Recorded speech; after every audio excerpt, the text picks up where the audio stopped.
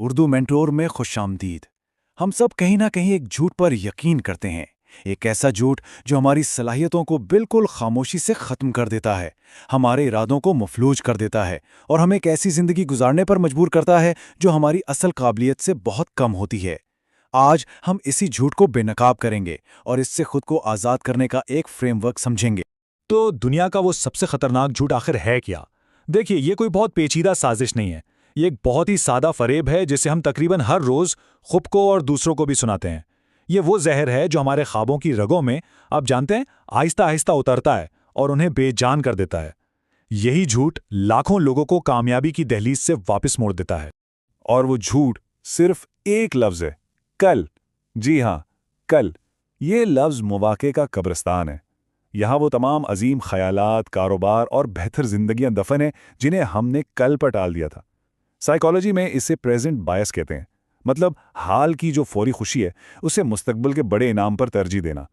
کل اسی تعصب کا دوسرا نام ہے۔ تو آج ہم اسی جھوٹ کو بے نقاب کریں گے۔ ہمارا سفر کچھ اس طرح ہوگا۔ ہم کل کے فریب کو سمجھنے سے شروعات کریں گے، پھر ملکیت یعنی اونرشپ کی طاقت کو دریافت کریں گے، پھر دیکھیں گے کہ عمل کیسے اس کا علاج ہے، روزانہ کی محنت کو اپنانے کی بات کریں گے، اور آخر میں اپنی اندرونی کہانی کو دوبارہ لکھ کر اپنی تقدیر خود بنائیں گے۔ تو چلیے پہلے حصے سے شروع کرتے ہیں، کل کا جھوٹ۔ یہ سمجھنا بہت ضروری ہے کہ انتظار کرنا اپنے آپ کو تباہ کرنے کے برابر کیوں ہے۔ ہر بار جب کوئی کہتا ہے میں یہ کل کروں گا، تو وہ دراصل یہ کہہ رہا ہوتا ہے کہ اس کے خواب آج کے لیے اتنے اہم نہیں ہیں۔ یہ چھوٹا سا سمجھوتا لگتا ہے نا، لیکن یہی سمجھوتے مل کر ناکامی کی ایک پوری زنجیر بنا دیتے ہیں۔ ٹال مٹول یعنی پروکریسٹینیشن کوئی بے ضرر عادت نہیں ہے، نہ ہی یہ سستی ہے۔ یہ ایک بیماری کی طرح ہے۔ یہ دراصل ایک جذباتی رد عمل ہے۔ جب ہمیں کسی کام سے ڈر، غیر یقینی یا بوریت محسوس ہوتی ہے تو ہم اس منفی احساس سے بچنے کے لیے اسے کل پر ڈال دیتے ہیں، اور یہ چیز لمحہ بلمحہ ہماری صلاحیت کو کھا جاتی ہے، یہاں تک کہ آخر میں صرف پچھتاوا ہی باقی رہ جاتا ہے۔ یہ خاموش قاتل ہے جو ہماری امنگوں کو ختم کر دیتا ہے، ایک وقت میں ایک بہانہ۔ تو آخر یہ انتظار ہوتا کس چیز کا ہے؟ اکثر لوگ پرفیکٹ مومنٹ کا انتظار کرتے ہیں جو حقیقت میں کبھی نہیں آتا۔ کائنات کبھی بھی سارے سگنل گرین نہیں کرتی، یا پھر مزید وسائل کا انتظار کرتے ہیں، جبکہ سچ یہ ہے کہ جو کچھ ابھی موجود ہے نا، وہ شروع کرنے کے لیے کافی ہے۔ کچھ لوگ موٹیویشن کا انتظار کرتے ہیں، جو کہ سب سے ناقابل اعتبار چیز ہے، اور کچھ کسی اشارے کا، لیکن سچ تو یہ ہے کہ عمل ہی وہ اشارہ ہے۔ تو سب سے اہم نقطہ یہ ہے کہ اس مسئلے کا حل کیا ہے؟ حل ہے مکمل ملکیت یعنی اونرشپ کی طاقت کو سمجھنا۔ الزام لگانا چھوڑیں اور تعمیر کرنا شروع کریں۔ یہی وہ مقام ہے جہاں ایک غیر فعال تماشائی اور ایک فعال تخلیق کار کے درمیان فرق واضح ہوتا ہے۔ ہر شخص اپنی زندگی کا خود ذمہ دار ہے، اور اگر کوئی یہ سوچ کر بیٹھا ہے کہ کوئی آ کر اسے بچائے گا، اسے ٹھیک کرے گا یا اس کی مدد کرے گا، تو وہ صرف اپنا وقت ضائع کر رہا ہے، کیونکہ صرف ہمارے پاس ہی اپنی زندگی کو آگے بڑھانے کی طاقت ہے۔ کوئی اور ہمارے لیے نہیں روئے گا، ان کے اپنے آنسو ہیں۔ یہ ایک تلخ حقیقت ہے، لیکن سچی آزادی اسی میں ہے۔ زندگی میں ہمارے پاس بنیادی طور پر دو ہی راستے ہوتے ہیں۔ پہلا، حالات کو ویسا ہی قبول کر لیں جیسے وہ ہیں، یا دوسرا، انہیں بدلنے کی ذمہ داری قبول کریں۔ زیادہ تر لوگ صرف حالات کے بارے میں باتیں کرتے رہتے ہیں، لیکن کامیاب لوگ انہیں بدلنے کی ذمہ داری اٹھاتے ہیں۔ سائیکالوجی میں اسے لوکس آف کنٹرول کہتے ہیں۔ کیا کنٹرول اندرونی ہے، جہاں اپنی تقدیر خود بنتی ہے، یا بیرونی، جہاں ہم حالات کا شکار بنے رہتے ہیں؟ بہت سے لوگ اپنی ناکامیوں کا الزام حکومت، معیشت یا اپنے حالات پر ڈال دیتے ہیں، لیکن اصل مسئلہ یہ چیزیں نہیں ہیں۔ جیسا کہ ایک عظیم مفکر نے کہا تھا، اصل مسئلہ میرا اپنا ذاتی فلسفہ تھا، میرے اپنے فیصلوں کی غلطیاں۔ جب الزام لگانے کے بجائے اپنے فلسفے کو ٹھیک کیا جاتا ہے تو پوری دنیا بدل جاتی ہے۔ تو یہ ذاتی فلسفہ آخر ہے کیا؟ یہ ان فیصلوں اور عقائد کا مجموعہ ہے جو ہمارے ہر فیصلے، ہر عمل اور بالآخر ہماری زندگی کے ہر نتیجے کو شکل دیتے ہیں۔ یہ وہ آپریٹنگ سسٹم ہے جس پر ہماری زندگی چلتی ہے۔ یہ دنیا کو دیکھنے کا ہمارا چشمہ ہے۔ اگر نتائج بدلنے ہیں تو سب سے پہلے اپنا فلسفہ، اپنا آپریٹنگ سسٹم اپ گریڈ کرنا ہوگا۔ جب ایک بار اونرشپ کو اپنا لیا جائے تو اگلا قدم بالکل واضح ہو جاتا ہے، جو ہمیں ہمارے تیسرے حصے کی طرف لاتا ہے کہ عمل ہی علاج ہے۔ آئیے دیکھتے ہیں کہ ٹال مٹول کے اس چکر کو آخر توڑا کیسے جائے۔ یہ صرف مرضی کی بات نہیں ہے، یہ ایک پوری حکمت عملی ہے۔ تو سوال یہ پیدا ہوتا ہے کہ کوئی شخص شروع کہاں سے کرے؟ جب اہداف بہت بڑے لگتے ہیں اور راستہ بالکل غیر واضح ہوتا ہے تو پہلا قدم اٹھانا ہی سب سے مشکل لگتا ہے۔ یہاں پر ہی اکثر لوگ ہمت ہار جاتے ہیں، لیکن جواب حیران انگیز طور پر بہت سادہ ہے۔ اس کا حل ایک سادہ سے فریم ورک میں ہے۔ سب سے پہلے اپنے مقصد کو واضح طور پر لکھیں۔ اسے صرف سوچیں نہیں، لکھیں۔ لکھنے کا عمل اسے حقیقی بناتا ہے۔ پھر اس بڑے مقصد کو چھوٹے قابل عمل اقدامات میں توڑ دیں تاکہ آج ہی شروع کیا جا سکے۔ احتساب کے لیے اپنے اہداف کسی قابل اعتماد شخص کو بتائیں۔ اس کے بعد خلفشار یعنی ڈسٹریکشنز کو ختم کر کے اپنے راستے کو صاف کریں، اور سب سے اہم بات، ابھی شروع کریں۔ یاد رکھیں، ترقی کمال سے بہتر ہے اور عمل خوف کا بہترین علاج ہے۔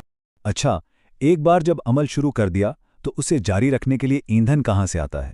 یہ ہمیں ہمارے چوتھے حصے کی طرف لاتا ہے، روزانہ کی محنت کو گلے لگانا۔ مستقل مزاجی اور نظم و ضبط کے ذریعے ہی طاقت پیدا ہوتی ہے۔ کامیابی کوئی ایک واقعہ نہیں ہے بلکہ روزانہ کی عادات کا نتیجہ ہے۔ اب اس سلائیڈ میں جو چیز واقعی دلچسپ ہے وہ ہے موٹیویشن اور ڈسپلن کا فرق۔ زیادہ تر لوگ موٹیویشن کا انتظار کرتے ہیں، لیکن یہ بہت ناقابل اعتبار ہے۔ یہ احساسات پر مبنی ہے اور آتی جاتی رہتی ہے۔ دوسری جانب ڈسپلن یعنی نظم و ضبط غیر متزلزل اور مستقل ہے۔ یہ عزم پر مبنی ہے۔ یہ چنگاری کا انتظار نہیں کرتا بلکہ اپنی رفتار خود بناتا ہے۔ موٹیویشن ایک طوفان کی طرح ہے، جبکہ ڈسپلن دریا کی طرح ہے جو خاموشی سے بہتا رہتا ہے۔ جیسا کہ کہا جاتا ہے، موٹیویشن ناقابل اعتبار ہے، یہ ہوا کی طرح آتی اور جاتی ہے۔ دوسری طرف نظم و ضبط غیر متزلزل ہے۔ یہی وہ چیز ہے جو اس وقت بھی آگے بڑھاتی رہتی ہے جب موٹیویشن ختم ہو جاتی ہے۔ کامیابی کا راز یہ نہیں کہ ہمیشہ حوصلہ افزا محسوس کیا جائے، بلکہ یہ ہے کہ نظم و ضبط کے ساتھ کام کرتے رہیں، چاہے دل نہ بھی چاہ رہا ہو۔ ناکامی کوئی ایک بڑا تباہ کن واقعہ نہیں ہوتا۔ ناکامی کا فارمولا بہت سادہ ہے، فیصلے کی چند غلطیاں جو ہر روز دہرائی جائیں۔ یہ چھوٹی چھوٹی غلطیاں، یہ معمولی سمجھوتے وقت کے ساتھ جمع ہو کر ایک بہت بڑی تباہی بن جاتے ہیں۔ کوئی بھی ایک دن میں ناکام نہیں ہوتا، یہ روزانہ کی چھوٹی چھوٹی غفلتوں کا مجموعہ ہوتا ہے۔ اس کی بہترین مثال روزانہ کے انتخاب میں ہے۔ فرض کریں کہ ایک سیب اور ایک چاکلیٹ بار کا انتخاب ہے۔ چاکلیٹ فوری لذت دیتی ہے، جبکہ سیب طویل مدتی صحت۔ ایک دن چاکلیٹ کھانے سے کوئی خاص فرق نہیں پڑتا، لیکن اگر یہ فیصلہ کرنے کی غلطی روزانہ دہرائی جائے تو سالوں بعد اس کے نتائج صحت کی تباہی کی صورت میں سامنے آئیں گے۔ یہی اصول زندگی کے ہر شعبے پر لاگو ہوتا ہے۔ 10 صفحات پڑھنا بمقابلہ سوشل میڈیا پر سکرول کرنا، تھوڑی سی بچت بمقابلہ غیر ضروری خرچہ۔ تو یہ چھوٹے چھوٹے روزمرہ کے فیصلے آتے کہاں سے؟ یہ ہماری اندرونی کہانی سے آتے ہیں، اور یہ ہمارا آخری اور سب سے اہم حصہ ہے، اپنی اندرونی کہانی کو دوبارہ لکھنا، کیونکہ ہماری شناخت ہی ہمارے رویے کو چلاتی ہے۔ ہم وہ نہیں کرتے جو ہم چاہتے ہیں، ہم وہ کرتے ہیں جو ہم سمجھتے ہیں کہ ہم ہیں۔ اگر کوئی خود کو بتاتا ہے کہ وہ ایک خوفزدہ، کم تعلیم یافتہ شخص ہے جس کے خاندان نے کبھی کچھ حاصل نہیں کیا، تو وہ ویسا ہی بن جائے گا۔ یہ ایک شکار کی کہانی ہے، لیکن اس کہانی کو بدلا جا سکتا ہے۔ آپ خود کو بتا سکتے ہیں کہ میں زیادہ تر لوگوں سے تیزی سے سیکھتا ہوں اور میں کسی سے بھی جلدی اپنی غلطی تسلیم کر لوں گا۔ اس سے کوئی فرق نہیں پڑتا کہ کہاں سے شروع کیا، فرق اس بات سے پڑتا ہے کہ کہاں جانے کی کوشش کی جا رہی ہے۔ جب اپنی شناخت ایک سیکھنے والے کے طور پر بنائی جاتی ہے تو ہر ناکامی ایک سبق بن جاتی ہے، اور یہ شامدار طریقے سے واضح کرتا ہے کہ ذمہ داری کیسے کام کرتی ہے۔ مٹی کو الزام نہیں دیا جا سکتا، یعنی معیشت، حکومت یا حالات کو۔ یہ وہ چیزیں ہیں جن کے ساتھ ہمیں کام کرنا ہے۔ اس کے بجائے ہمیں اپنی بادبان کو بدلنا ہوگا، یعنی اپنا ذاتی فلسفہ، اپنی سوچ اور اپنا ذہن۔ جب سمت بدل لی جائے تو وہی ہوائیں جو دوسروں کو تباہ کر رہی ہوتی ہیں ہمیں ہماری منزل تک لے جاتی ہیں۔ آخر میں ساری بات اس ایک نقطے پر آ جاتی ہے، ہمارے اور کامیابی کے درمیان کھڑی واحد چیز وہ کہانی ہے جو ہم خود کو سناتے رہتے ہیں۔ کہانی بدلیں اور زندگی بدل جائے گی۔ ہم شکار نہیں ہیں، ہم اپنی کہانی کے مصنف ہیں۔ ہمارے ماضی کو ہمارے مستقبل کا تعین کرنے کی کوئی ضرورت نہیں۔ تو آخر میں یہ سوال ہے کہ ہماری زندگی کی کہانی ابھی لکھی جا رہی ہے، اس کا موجودہ باب کیا کہتا ہے؟ کیا یہ بہانوں، تاخیر اور ضائع شدہ مواقع کی کہانی ہے، یا یہ عمل، نظم و ضبط اور خود پر قابو پانے کی کہانی ہے؟ قلم ہمارے ہاتھ میں ہے، اگلا جملہ ہمیں خود لکھنا ہے۔ اگر اس رہنمائی نے کچھ وضاحت فراہم کرنے میں مدد کی ہے تو برائے کرم اسے لائک کریں، سبسکرائب کریں اور اپنے ان دوستوں اور خاندان والوں کے ساتھ شیئر کریں جو اپنی زندگی کو بہتر بنانا چاہتے ہیں۔